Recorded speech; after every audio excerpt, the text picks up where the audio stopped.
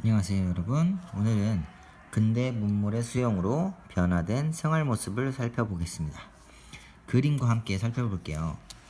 이제 서양으로부터 근대 문물이 들어오면서 일상생활에 많은 변화가 생겼습니다. 전등과 가로등이 설치돼서 밤 시간을 이용하는 사람들이 늘어났어요. 이 그림은 경복궁 전등에 불이 들어오는 모습입니다. 또 전신과 전화 그리고 전차가 설치되면서 사람들이 이곳에서 저곳으로 쉽게 이동할 수가 있게 되었어요. 이 밑에 보시면 도로 위에 전차들이 다니고 있는 모습을 볼 수가 있고 전깃줄도 여기저기 이어져 있는 모습을 볼 수가 있습니다.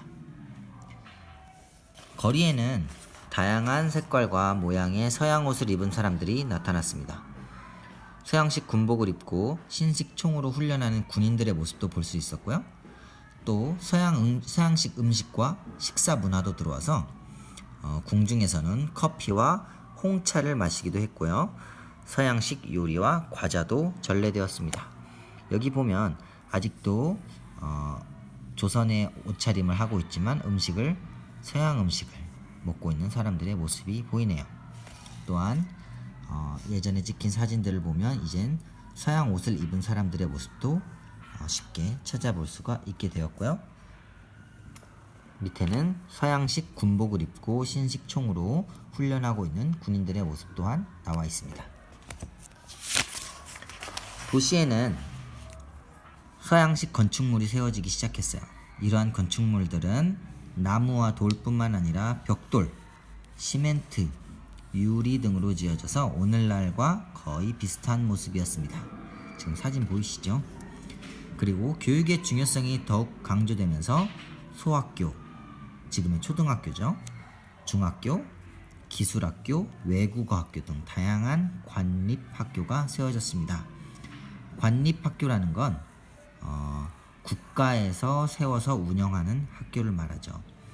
또 전국 각지에서 애국지사와 단체, 선교사들이 사립학교를 세워 근대식 교육을 하였습니다.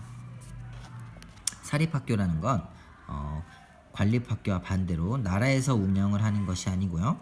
애국지사들이나 그런 단체 또는 선교사들이 자신들이 스스로 만들어서 운영하는 학교를 사립학교라고 했습니다. 밑에 나오는 사진들이 학교의 수업 모습 그리고 선교사가 세운 배제 학당과 같은 사립학교 건물의 모습이고요. 자, 여기 덕수궁 석조전의 모습이 나오네요. 예전에 조선시대의 궁궐의 모습과는 전혀 다르게 생겼죠. 자, 그래서 신식 건축기술과 재료를 사용해서 만든 건물들도 이렇게 생겨났다는 걸 볼 수 있어요. 학교 외에도 서양 신문사나 서양식 무기 공장도 생겼고요. 서양식 병원이 세워지기도 했습니다. 이전에는 우리나라의 의술은 대부분 거의 모두 한의학이었죠. 그랬는데요. 이제는 이렇게 광해원처럼 서양식 병원이 생겨나서요. 건물은 한옥이지만 그 안에서 이루어지는 의료 행위는 서양식, 우리가 요즘에 가는 병원과 같은 모습으로 진료를 했다는 것을 알 수가 있습니다. 당시 사람들은 머리카락도 부모에게 물려받은 것이라 해서 자르지 않고 길렀어요. 혹시 단발령 기억나죠? 네. 사람들은 성인이 되면 머리카락을 끌어올려 상투를 틀었는데요. 을미사변 이후 상투를 자르라는 단발령이 실시되었습니다.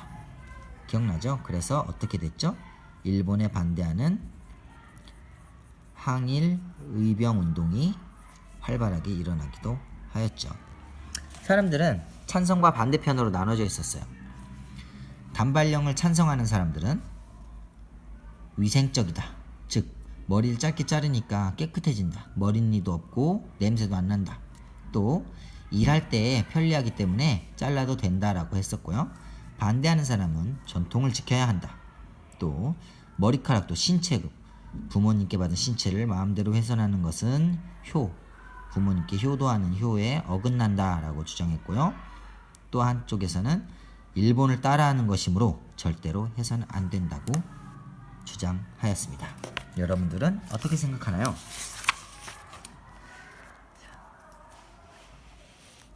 근대 문물이 들어와서 편리한 점 무엇이었을까요? 사진에서 보듯이 기차나 전차가 나오면서 물건과 사람을 빠르게 이동할 수 있게 되었고요.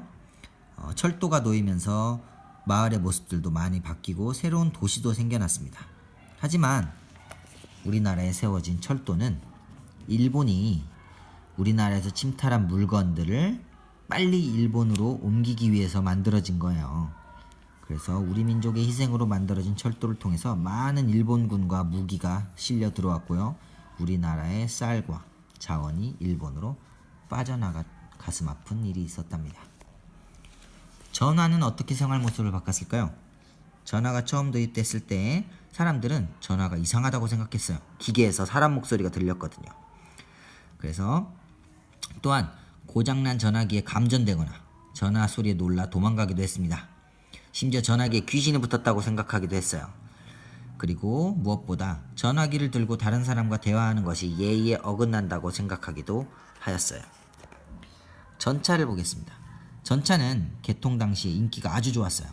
전국 각지에서 많은 사람이 전차를 구경하거나 타보기 위해 몰려들었었죠.